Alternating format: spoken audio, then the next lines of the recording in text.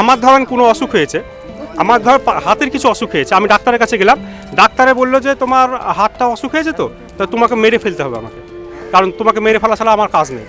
হাতটা কেটে বাদ দিতে পারি অথবা হাতের চিকিৎসা করতে পারি, সেটা না করে কি করছে, পুরো মানুষটাকে মেরে ফেলে দিচ্ছে। এটা কি ধরনের চিকিৎসা? যে আজকে রায়টা বেরোবে, আমরা সবাই একসাথে হব, হয়ে আমরা আনন্দ করব,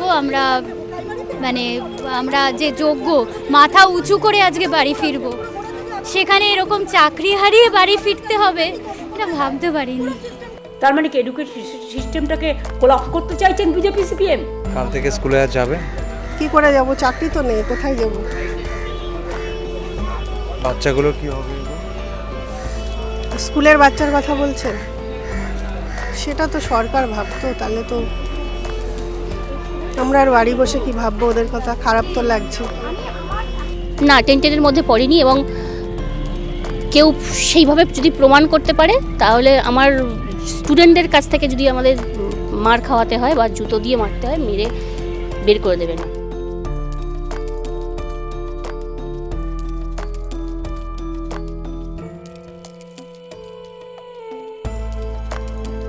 ছাব্বিশে বিজেপি আসবে, আমরা যোগ্যদের তালিকা বের করে সেই তালিকা নিয়ে সুপ্রিম কোর্টে যাব রিভিশন পিটিশন।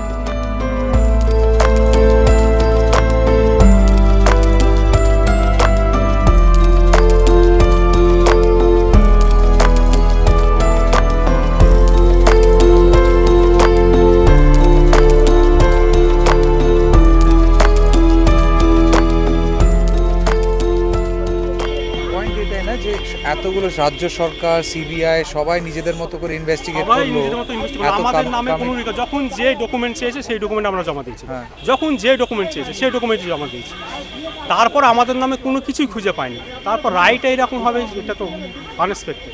যদি টেন্টেড আর আনটেন্টেডের মধ্যে ভাগই না করতে পারে, তার মানে আপনারাও টেন্টেড? তাই তো করছে ওরা, কিন্তু আমরা তো নিজেদের বুকে হাত দিয়ে সাহস করে বলতে পারো যে আমাদের নামে কোনো এলিগেশন নাই এবং কোনো কিছু আজ পর্যন্ত পাইনি আমাদের নামে। তাহলে আমরা কিভাবে টেন্টেড হিসাবে চিহ্নিত হলাম? সুপ্রিম কোর্টের কাজ হচ্ছে যোগ্য অযোগ্য পৃথক করা, তো ওনারা সেই কাজটা না করে পুরোটাকে একই জায়গাতে একই সঙ্গে বাতিল করে দিল, এটা তো হয় না। আমার ধরেন কোনো অসুখ হয়েছে, আমার হাতের কিছু অসুখ হয়েছে, আমি ডাক্তারের কাছে গেলাম, ডাক্তারে বললো যে তোমার হাতটা অসুখ হয়েছে, তো তোমাকে মেরে ফেলতে হবে আমাকে, কারণ তোমাকে মেরে ফেলা ছাড়া আমার কাজ নেই। হাতটা কেটে বাদ দিতে পারি অথবা হাতের চিকিৎসা করতে পারি, সেটা না করে কি করছে, পুরো মানুষটাকে মেরে ফেলে দিচ্ছে। এটা কি ধরনের চিকিৎসা? এটা কি ধরনের চিকিৎসা? তাহলে তো ডাক্তারের কাছে গিয়ে কি কাজ? তাহলে আমরা নিজেরাই করতে পারবো, আমরা নিজেরাই তো সেটা করতে পারবো। যখন মেরে ফেলে দিলাম তাহলে পুরো বেঁচে গেলাম, সেটা না করে পুরো মানুষটাকে মেরে ফেলছে। অথচ চিকিৎসা করা উচিত ছিল, ডাক্তারের কাছে যেহেতু গেছি, চিকিৎসা করা উচিত ছিল ওই হাতের রোগের চিকিৎসা করা উচিত ছিল, সেটা না করে পুরোটাকে মানুষটাকে শেষ করে দিচ্ছে। এরকমই তো চলছে এখন। ম্যাম নমস্কার, আমার নাম তমাল। আই এম সরি আপনাদেরকে বিরক্ত করছি। আপনার নাম কি? মাম্পি ঘোষ। আপনার বাড়ি কোথায়? বাড়ি তো নদিয়া, কিন্তু চাকরি সূত্রে আমরা একই স্কুলের কালিগ। আপনার খাতায় কোনো গন্ডগোল, নম্বরে গন্ডগোল, ওআরএম নেই। 11-12 তো ওএমআর শিটটা দেয়নি, 9-10 দিয়েছিল, কিন্তু আমার একাডেমিক স্কোর আর ওরা যে লিস্টটা পাবলিশ করেছিল সেখানে তো স্কোরটা দেখতেই পাই। এবার এখন সুপ্রিম কোর্ট যে সবাইকে বাতিল করলো, আপনি এটা কিভাবে দেখছেন? সরি, আমি জানি খুব ইনসেনসিটিভ প্রশ্ন, বাট কোর্ট বলছে যে বিশাল দুর্নীতি হয়েছে, কিছু করার নেই, সবাইকে বাদ দিতে হবে। জানি না, বুঝতে পারছি না, মাথা কাজ করছে না, কি কালকের দিনটা কেমন হবে, যাব না আর স্কুলে, না কি হবে জানি না, কিছুই বলার নেই। এতদিন তো তবুও একটা কিছু পজিটিভ দিক ছিল যে সুপ্রিম কোর্ট হয়তো বিষয়টা ভালোভাবে দেখবে, আজকে তো একেবারেই সব শেষ। আপনাকেও টেন্টেড বলে দিল সুপ্রিম কোর্ট? সবার যদি চাকরি যায় আর আমি যদি তার মধ্যে পড়ি, তাহলে তো এভাবেই হিসেবটা হচ্ছে। আপনি কি সাদা খাতা জমা দিয়েছিলেন না? আপনি একদমই নয়, আমার স্কোর 47 আর একাডেমিক স্কোর ফুল। বাড়িতে কি আপনি রোজগারে মেম্বার একলা না আরও কেউ? হাজবেন্ড আছে, ও আইটিতে আছে, বাট দুজনের মিলিত আর্নিংটাতেই তো সংসারটা চলতো।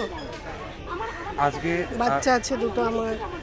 ক্লাস 9-10-এর বাচ্চারাও সব বোঝে, কিন্তু আজকে যখন সমস্ত টিচারদের চাকরি যাবে, তারাও কি এরকম ফিলিং রাখবে যে আমাদের টিচার কি খারাপ ছিল বা আমাদের টিচার কি? হতে পারে, ওরা তো ছোট, ওরা তো এতটা বুঝবে না। ওরা লোকমুখে শুনবে, টিভিতে দেখবে, দেখার পরে ওদের যে রিয়াকশানটা সেটা হয়তো আমরা আর ফেস করতেও পারবো না, কারণ এই মুহূর্তে আমরা চাকরিহারা, কাল থেকে আর স্কুল নেই, ব্যস্ততা নেই, ওদের সঙ্গে আর আমাদের হয়তো দেখা হবে না। বুঝতে পারছি না ব্যাপার।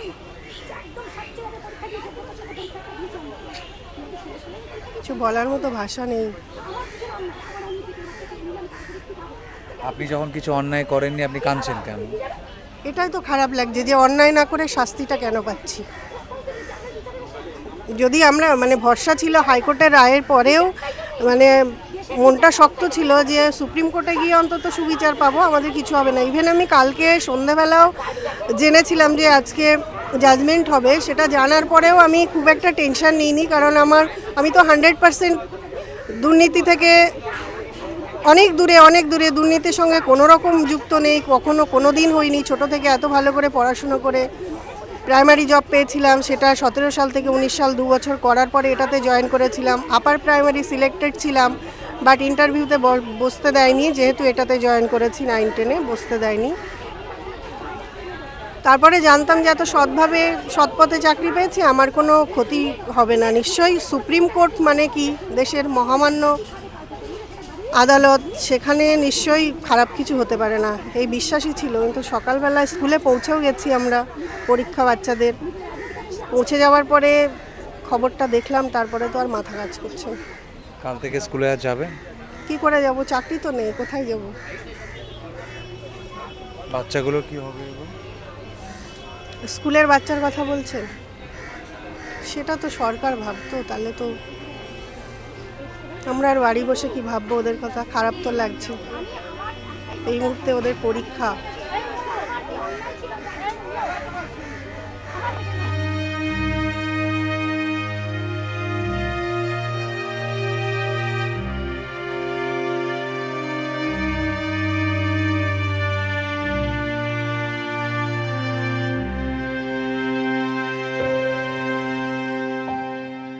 ম্যাম, সিজিআই বলছেন যে পুরো প্রসেসটা নাকি করাপশন। তা আমার না, সেটা প্রসেসটা আমি করেছি না, পরীক্ষার অ্যারেঞ্জমেন্ট আমি করেছিলাম, আমি তাকে পরীক্ষার্থী, আমি তো পড়াশোনা করেছি রাত দিন, না আমার এটা জানার কথা ছিল। আমি পুরোপুরি ফর্ম ফিল আপ করে, অর্থ দিয়ে ফর্ম ফিল আপ করে আমি পড়াশোনা করে চাকরি পেয়েছি। 2016 সালের পরে আর কোনো রিক্রুটমেন্ট হয়নি। আজকে আমি আপার প্রাইমারিতে কোয়ালিফাই ছিল, টেট কোয়ালিফাই, আমি যাইনি, কারণ আমি তো এটা চাকরি করি অলরেডি। আমি কেন যাবো সেখানে? আমি বঞ্চিত হলাম। সেখানে তো সেম স্কেল বলে সেখানে বসতে দেয়নি, তাহলে কেন দিল না? তাহলে আজকে আমার জায়গায় অন্য কেউ চাকরি পাক, আমি সেটা ভালো চেয়েছি বলে আজকে আমার সাথে খারাপ হলো। আমার অন্যায়টা কী ছিল? আমার সিজির কাছে এটাই প্রশ্ন যে আমার অন্যায়টা কী ছিল। উনি কম্পেনসেট হিসেবে যারা আগে চাকরি করতো তাদের পূর্বের চাকরিতে ফেরত যাবে, কারণ তারা দুর্নীতি করেনি। আমি দুর্নীতি করে এসেছি, উনি প্রমাণ করতে পেরেছেন যে আমি দুর্নীতি করে এসেছি, আমি চুরি করে এসেছি। আমি ফার্স্ট চাকরি পেয়েছি এটা যোগ্যতার সাথে, সেটাই আমার অন্যায়। আমার তো সিজির কাছে এটাই প্রশ্ন যে আমার অন্যায়টা কি, আমাকে কিসের শাস্তি দিয়েছেন, আমার কেন পেটের ভাত কেড়ে নিয়েছেন, আমার পেটের ভাতটা কেন কেড়ে নিয়েছেন? এটা তো আমার প্রফেশন, আমি প্রফেশন করে আমি ইনকাম করে খাই। আমি ওনার মতো অত বড় লোক নই, আমরা একদম সাধারণ খেটে খাওয়া পাবলিক। আমরা একদম দুস্থ ফ্যামিলি থেকে এসেছি। আমার বাবা কত হয়েছে 2007 সালে, আর স্ট্রাগল করে আজকে লড়াই করে আমি এই জায়গাটা এসেছি। আজকে আমাদেরকে রাস্তায় বসিয়ে দিলেন। আজকে আর মানসিক পরিস্থিতি আছে 3 মাসের মধ্যে যে পরীক্ষা কন্ডেন্ট করতে কি কতবার কেস হবে, কতবার স্টেপ পড়বে, কতবার হাইকোর্টে যাবেন, সেটা আপনারা ভালো করেই জানেন। এটা ওয়েস্ট বেঙ্গল, এখানে মিনিটে কথায় কেস হয়, কথায় স্টেপ পড়ে। 3 মাসেরটা 3 বছর 30 বছর হবে না, তার কি গ্যারান্টি আপনি কেউ দিতে পারে? আমার এই বিচার ব্যবস্থার প্রতি ধিক্কার জানাই। আপনার র্যাঙ্কটা মনে আছে আপনার? আমি ওয়েটিং থেকে চাকরি পেয়েছি। আমার ফিমেলে 15 র্যাঙ্ক ছিল ওয়েটিংয়ে, ফিমেলে হিস্ট্রি ওবিসি বিতে আমার 15 র্যাঙ্ক ছিল ওয়েটিং থেকে। আমি চাকরিটা কিন্তু সহজে পাইনি, থার্ড কাউন্সিলিং পেয়েছি, আন্দোলন করে পেতে হয়েছে আমাদেরকে। আপনারা সেটা ভালো করেই জানেন। রাস্তায় আমরা এসএসসির দপ্তরের সামনে আমরা আন্দোলন করে বেরিয়েছি, তারপরে আমরা চাকরিটা পেয়েছি। এমনি চাকরিটা পাইনি, আমরা ধর্নায় ছিলাম। আপনি কি স্কুলে গেছিলেন আজকে? হ্যাঁ, আজকে স্কুলে গেছিলাম, আজকে স্কুল গেলাম। কোন ক্লাসে পড়ান আপনি? আমি 9-10-এর শিক্ষিকা, ইতিহাসের শিক্ষিকা। কোন school? Kulti government colony refugee girls high school, Ghatakpukur. Ma'am, বাড়িতে রোজগারে কি আপনি একলা না কেউ আছে? আমার হাজব্যান্ড চাকরি পেয়েছে সবে, কিন্তু এখনও এর অ্যাপ্রুভালটাও হয়নি। অ্যাপ্রুভালটাও আটকে আছে, আর এখন আমার স্যালারির উপরেই সংসারটা চলছে এই মুহূর্তে। তার যতদিন না অ্যাপ্রুভাল হবে ততদিন তো আর কি হবে জানি না, কি কি পরিস্থিতি হবে। আমার মাথার উপরে একটা বিশাল বড় ইএমআইয়ের চাপ। এতদিন ধরে সিবিআইয়ের ইনভেস্টিগেশন চললো, যারা ভুল করেছে, যারা দোষ করেছে, তাদেরকে আইডেন্টিফাই করা সম্ভব ছিল? অবশ্যই সম্ভব ছিল। যদি সম্ভব না হতো তার দায়টা কি আমাদের উপরে চাপাবে? তাহলে ওনার উল্টোটা করতে হতো, কারা যোগ্য তাদেরকে খোঁজ করতে হতো, কারা যোগ্য, তাহলেই তো অযোগ্য বেরিয়ে যায়। আর যদি অযোগ্য খোঁজে তাহলে যোগ্য বেরিয়ে যায়। তাহলে খোঁজার দায়টা যখন সিবিআইয়ের উপর, দপ্তরটা যখন ওনাদের প্রতিষ্ঠিত, তাহলে দপ্তরটা যখন কাজ করতে পারছে না, তাহলে অযোগ্য কে? দপ্তর? নিশ্চয়ই আমি নই। তাহলে এই ডিপার্টমেন্টগুলি উঠিয়ে দেওয়া উচিত। ওনারা সেগ্রিগেশন করতে পারেনি, তার দায়টা কার উপরে চাপালো? এরকম সাধারণ শিক্ষক শিক্ষিকাদের উপরে চাপিয়ে দিলাম। বাহ, কি সুন্দর জাজমেন্ট হলো।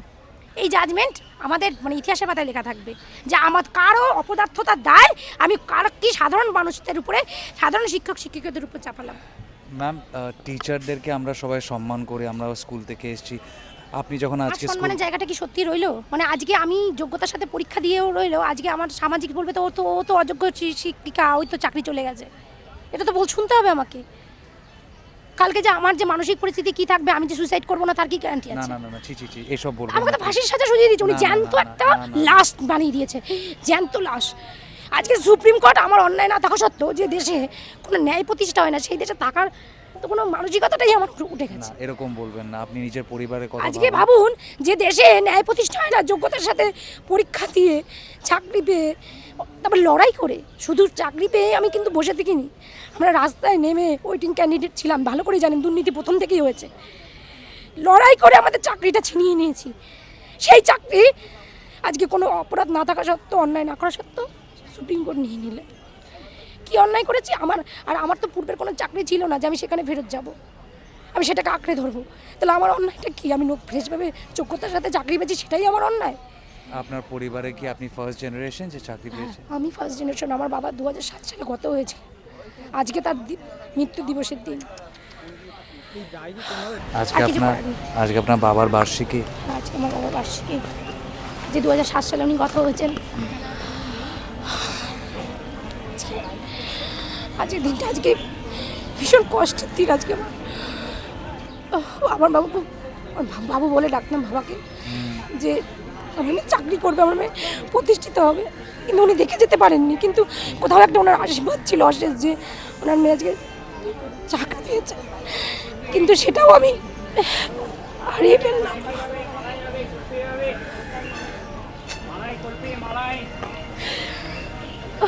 শর্মিষ্ঠা দি, আপনি যে বললেন রাস্তায় নেমে লড়াই করেছেন চাকরির জন্য, এখন শুনুন, লড়াইয়ের জায়গাটা এতদিন পর্যন্ত ছিল, আজকে তো সুপ্রিম কোর্ট রায় দিয়ে দিয়েছে। আজকে কোথায় লড়াই করবো? সুপ্রিম কোর্টে গিয়ে ওখানে গিয়ে ফাঁসি কাটিয়ে ঝুলে পড়বো?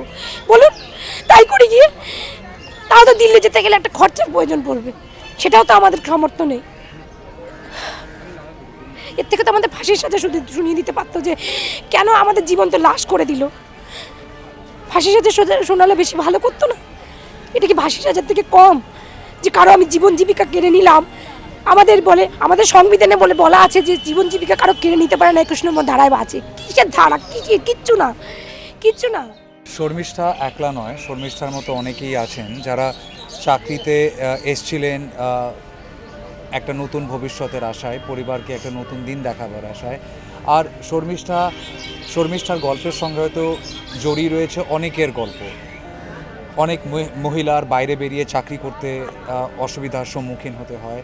পরিবারের প্রথম বাবার পর উনি চাকরি করছেন, এবং এই চাকরিটা এইভাবে উনি হারাবেন সেটা উনি আশা করেননি। ওনার প্রশ্ন এটাই, এরপর কোথায় যাব? আর আজকে যেমন শর্মিষ্ঠার ভাগ্যকে শেয়ার করছে অনেক মহিলা, অনেক পুরুষ, অনেক নাগরিক বাংলার, ঠিক তেমনি শর্মিষ্ঠার মতো অনেকেই একই প্রশ্নটা করছে, এরপর কোথায় যাব?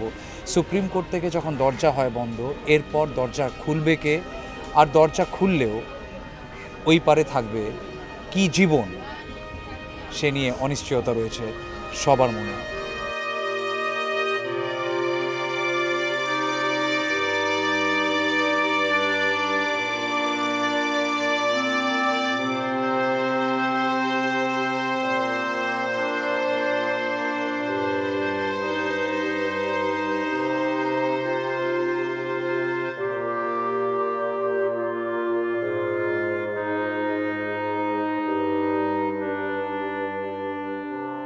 সরি ম্যাম, আপনাকে এত কথা বলতে হচ্ছে। আপনি আরামসে বসুন, আরামসে বসুন।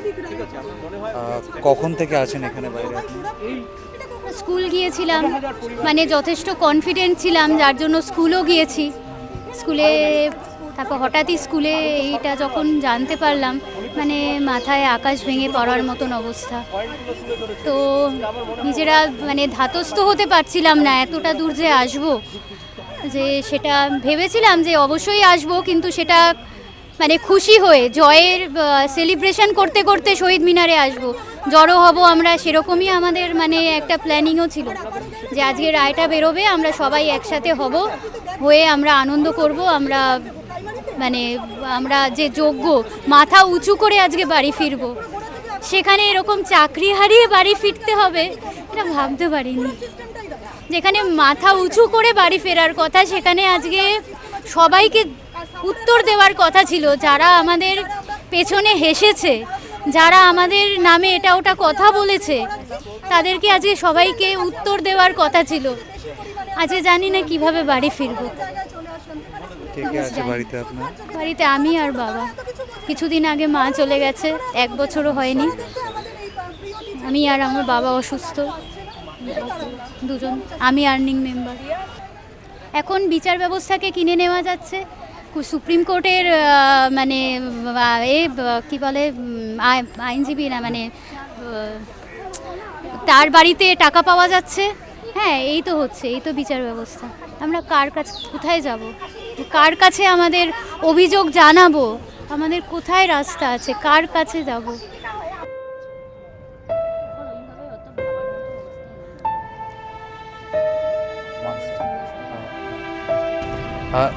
আশা করি 6 তারিখে বা 7 তারিখে হয়তো ডাকছে। তা দেখে কি করবে? আমাদের কি চাকরিটাকে বহাল রাখতে পারবে না? সেটা তো ওনার রাইট নেই না। স্যালারিটা কন্টিনিউ রাখতে পারতো, সেটাও তো কোনো কিছু বললো না। ডেকে কী করবে? সান্ত্বনা পুরস্কার দিয়ে এটা ধরে আমার কী হবে? আমার কাল থেকে কী খাবো সেটা নিয়ে চিন্তা করছি। না দেখুন, আপনাদেরকে স্যাক্রিফাইস করবার ক্ষমতা কারণ নেই, কারণ আপনাদের উপরও শিক্ষা ব্যবস্থাটা ডিপেন্ডেন্ট। কালকে যে আপনারা যাবেন না স্কুলে, বাচ্চাগুলোর ক্লাসকে নেবে, সেটা তো কোনো তো অল্টারনেটিভ নেই। তাই আপনারা যদি ভাবেন যে দেশ ভাবলো না, এইচএসের খাতা রয়েছে, ফার্স্ট লট দিয়েছে, সেকেন্ড লট এখনো খাতা নেই। খাতা একবার রেখে দাও বাড়িতে। এখন কি পুলিশে তোমার দায় নেই, তোমার আছে চাকরি নেই, তোমার দায় নেই। হাতে পুলিশে দেবে একদম, মানে এদের আমাদের মধ্যে কোনো দায় নেই। আমরা কি না না, আপনি এইচএস এর খাতা চেক করছেন? হ্যাঁ, আপনার নাম নাম? তানিয়া তালুকদার। কোন স্কুলে পড়েন? আমি আটঘরা কালীকৃষ্ণ স্কুলে পড়াই। কোন ক্লাসে? 11-12 এর কোন সাবজেক্ট? এডুকেশন। আপনি কতগুলো পেপার, কতগুলো খাতা দেখছেন এখন? সেই খাতাগুলোর কি অবস্থা? আমি তো মানে আই এম সরি, আমি জানি না কি বলা উচিত আর কি প্রশ্ন করা উচিত এই সিচুয়েশনে, বিকজ যতটা শকড আপনারা, ততটা শকড আমরাও, ততটা শকড বাচ্চারাও হবে হয়তো। আমরা যা কিছু করে এসেছি তার মধ্যে একটা হচ্ছে প্রিসাইডিং অফিসার হিসেবে ভোটেও আমরা কাজ করেছি। তাহলে তাদের যারা জিতেছে ভোটে, তাদের নমিনেশন বা তাদের সমস্ত কিছু ক্যান্সেল হবে তো? বা এর আগেও তো আমি খাতা দেখেছি, সেই খাতাগুলোর পরীক্ষার্থীটা আমি যদি যোগ্য না হই, তাহলে আমার দেখা খাতাগুলোও তো ঠিক নয় দেখা, চেক করা, তাহলে সেগুলো কি ক্যান্সেল হবে? সুপ্রিম কোর্টের কথাবার্তারই তো কোনো রকম ব্যাপার ঠিক নেই। একদিক থেকে বলছে যে এতজন মানে সিলেক্ট করে দিচ্ছে হবে, যে এরা অযোগ্য, এদেরকে টাকা ফেরত দিতে হবে। তাহলে বাকি যারা রয়েছে তাদেরকে টাকা ফেরত দিতে বলছে না কেন? তাই তারাও তো, তাদেরও যখন প্যানেল ক্যান্সেল হয়েছে, তাদের নামে কোনো অ্যালিগেশনস নেই, তাদের নামে বাক কমিটি হোক বা সিবিআই রিপোর্ট হোক, সেক্ষেত্রে কোনো রকম তাদের বিরুদ্ধে কোনো কিছু করতে পারেনি, কোনো প্রমাণ দিতে পারেনি। তো সেই ক্ষেত্রে কীভাবে তারা এদেরকেও টেন্টেডের মধ্যে ফেলে দিলেন? আপনি কি সাধারণ মানুষকে গিয়ে বোঝাতে যাবেন যে এরা কোনো কিছু দোষ করেনি? সাধারণ মানুষ কি বলছে যে পুরো প্যানেল ক্যান্সেল মানে পুরো বিষয়টা সবাই হচ্ছে টেন্টেড, প্রত্যেকেই অপরাধী, প্রত্যেকে ঘুষ দিয়ে চাকরি পেয়েছে। আপনি কি টেন্টেড?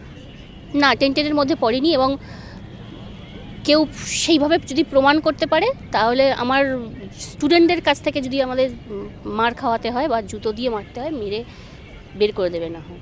ভাববেন না খোঁচা দিয়ে প্রশ্ন করছি, কারণ এই স্টুডেন্টরাও তো আজকে একটা ফ্লাক্সের মধ্যে আছে যে আমার টিচার, যাকে আমি আমার গুরু মানি, যাকে আমরা এটা পুরো শিক্ষা ব্যবস্থাটাকে বরবাদ করে দিয়ে প্রাইভেটাইজেশনের দিকে যাওয়ার একটা পথ।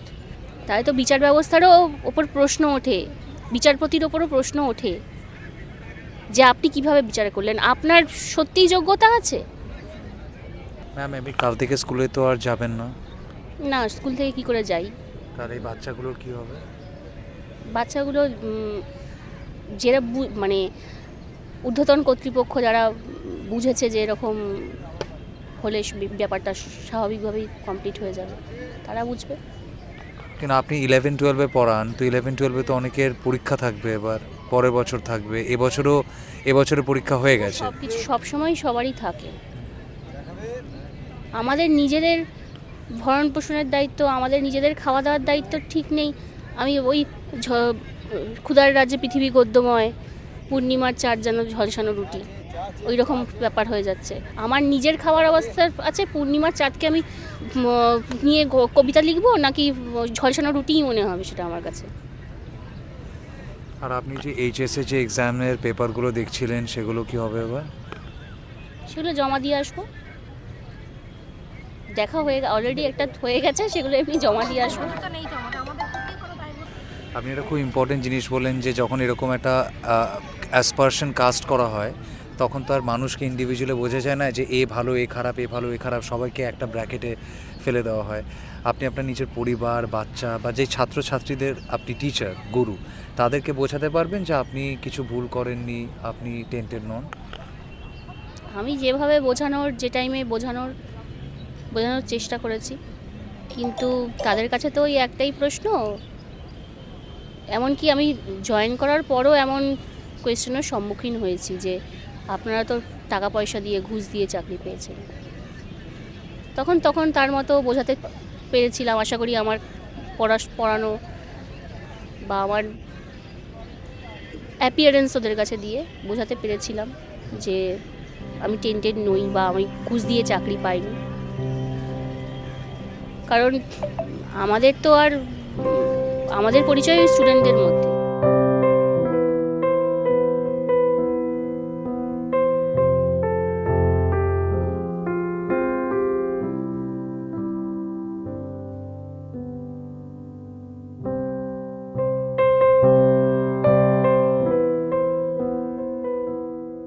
কি রাখার কি দরকার? তুমি একটা কথা বলো, বিচারপতির ঘরে টাকা পাওয়া গেলে তার ট্রান্সফার, আর আমাদের দলে সরকার চুরি করবে আর আমরা তার সাজা পাবো ওই মুহূর্তে। এখন বলবো না যে এর মেয়েটার পরীক্ষা স্কুলে ভর্তি না, যদি ধর তোর মেয়ে আছে কোথায় কোথায় ভর্তি থাকে, আমার মেয়ে 5 দিন হয়েছে সবে, তাহলে ভাবো ওখানে হসপিটালে বিল দেওয়া হয়নি হয়তো ঠিক করে। আমার মেয়েটা যদি স্কুল বন্ধ হয় তারপর তো মিষ্টি খাইয়েছি, মানে বাবাও স্কুল ছাড়বে আর ছেলে মেয়েদেরও স্কুল চুতে হবে, এই পরিস্থিতি হয়ে গেছে। ব্যাংক থেকে তো ইএমআই নিয়ে দিলে ব্যাংক বলবে তোমার বাড়িও ছাড়ো। স্কুলে যান, ক্লাসরুমে যান, good morning ma'am, good morning teacher, নিশ্চয়ই ওনার ছাত্রছাত্রীরা ওনাকে বলেন। কিন্তু আজকে যখন স্কুল থেকে বেরিয়ে এসছেন, কাল স্কুল ফেরত যাবেন কি না সেটা নিয়ে একটা অনিশ্চয়তা। এবং স্কুলে গেলে যে ছাত্রছাত্রীরা আজ সকাল অবধি ওনাকে সেই সম্মানের সাথে গুড মর্নিং মিস বলেছে বা সম্মানটা দেখিয়েছে, আজকে সুপ্রিম কোর্টের এই অল এনকাম্পাসিং জাজমেন্টের পর সে সম্মানটা সকল টিচারকে ছাত্রছাত্রীরা দেবে কি না, সেই প্রশ্নটা শুধু ওনার নয়, প্রশ্নটা অনেকের। টেন্টেড আর নন টেন্টেড বা আনটেন্টেড, এই দুটোর মধ্যে তফাৎ বের করার দায়িত্ব যাদের ছিল, তাদের ফেলিয়ারের ভুক্তভোগী কি আজকে একটা বিশাল টিচার সম্প্রদায়, 26,000 টিচার। আর এদেরকে কি শুধু কোল্যাটারাল ড্যামেজ বলে ভুলে গেলে যা চলবে? 3 মাসের মধ্যে এক্সাম করতে হবে, 3 মাসের মধ্যে আবার সব কিছু স্ট্রিমলাইন করতে হবে, ঠিক আছে, সবাই মেনে নিচ্ছে, রাজ্য সরকারও বলছে তারা এটা মেনে নিয়েছে। কিন্তু 3 মাসের 30 × 3 + 2 অর্থাৎ 92 ডেজ এই মানুষরা কি করবেন কিভাবে রোজগার করবেন, কি খাবেন, এবং সবথেকে ইম্পর্টেন্ট জিনিস নিজের সম্মানের জন্য প্রত্যেকটা দিন কিভাবে বাঁচবেন, তার উত্তর না কোর্ট দিয়েছে না সরকার আপাতত দিয়েছে। তাই অনিশ্চয়তা বিশাল বড় সবার জন্য।